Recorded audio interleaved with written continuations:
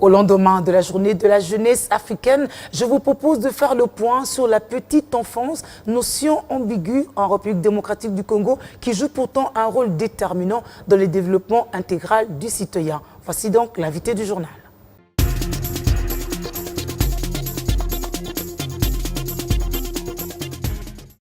Clarisse Mukanga, vous êtes sage-femme chargée de CPN CPS au Centre médical Diamant. Bienvenue sur notre plateau. Merci de m'accueillir. Bonjour. Bonjour. Ainsi, la petite enfance est votre domaine de prédilection. Tout à fait. Qu'est-ce que c'est que la petite enfance d'abord? Donc la petite enfance, on parle de petite enfance, en fait c'est l'âge préscolaire. C'est entre 0 et 5 ans. Voilà. Et c'est avant que l'enfant apprenne à lire, à écrire et donc aille à l'école primaire. Ah oui, aille à l'école primaire parce qu'avant ça, il peut déjà aller à la maternelle. Il peut aller à la maternelle, mais pas tous les enfants ont l'occasion de le faire, mais il peut déjà aller aussi à la maternelle. Et vous vous préoccupez du bien-être de cette petite enfance. Qu'est-ce qui devrait être fait pendant cette phase-là et pourquoi? Alors cette phase-là, elle est très importante parce que c'est là que l'enfant va développer toutes les capacités qui lui concernent, au niveau auditif, au niveau visuel, au niveau psychomoteur. Donc c'est une phase où je trouve que les parents devraient être vraiment concentrés. Moins de télévision. De nos jours, les enfants passent des heures devant la télévision. C'est très mauvais pour le langage, pour l'audition, pour la psychomotricité.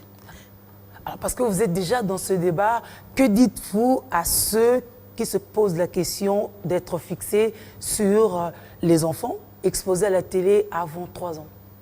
Je dis qu'avant 3 ans, il faut éviter la télévision.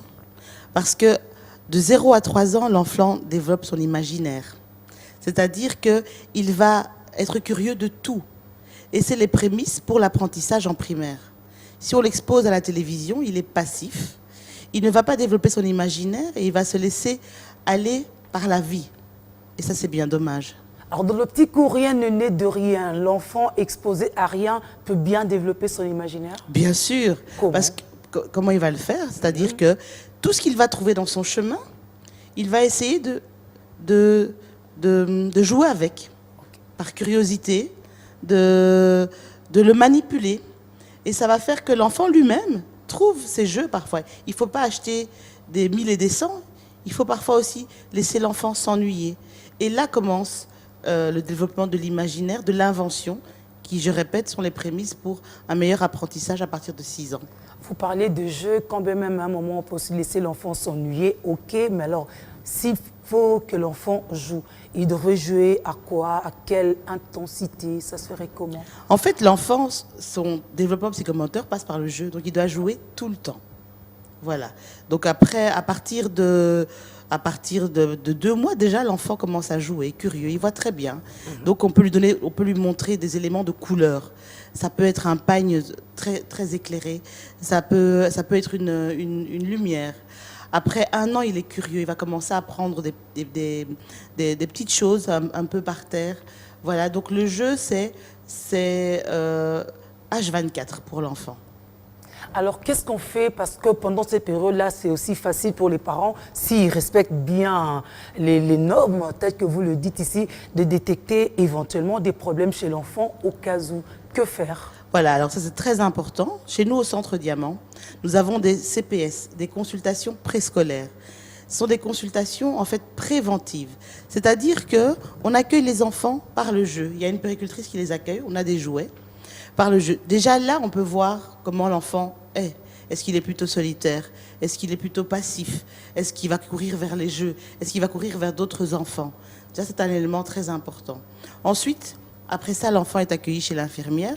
Et là aussi, elle va regarder au niveau psychologique, au niveau médical et au niveau moteur. Psychologique, ça veut dire est-ce que l'environnement de l'enfant est sain? Est-ce qu'il n'y a pas de violence? Est-ce qu'il n'y a pas de problème de fratrie, de fratrie, de malnutrition? Au niveau médical, je répète aussi, est-ce qu'il n'y a pas de problème de malnutrition? Est-ce qu'il n'y a pas de problème, il n'y a pas de pathologie, asthme et tout ça? Et alors au niveau moteur, voir chaque étape de l'enfant a un développement moteur bien spécifique. Par exemple, à 12 mois, entre 12 mois et 18 mois, l'enfant marche. Si l'enfant a 2 ans, il ne marche pas, via les consultations préscolaires, on peut déjà voir ça et alors orienter l'enfant. Nous avons aussi la chance d'avoir, nous, sur place au Centre Diamant, une logopède, une audiophoniste, un pédiatre sur place, donc une nutritionniste. Donc un enfant en surpoids, on peut directement guider directement chez notre nutritionniste. Un enfant qui a un retard de langage, on peut directement guider chez la logopède. Donc les consultations préscolaires sont très très importantes. Et quel serait votre mot de la fin aux parents, aux encadreurs, aux enseignants par rapport à la petite enfance? Tout à fait. Ce qui est très important, c'est vraiment de guider l'enfant par le jeu.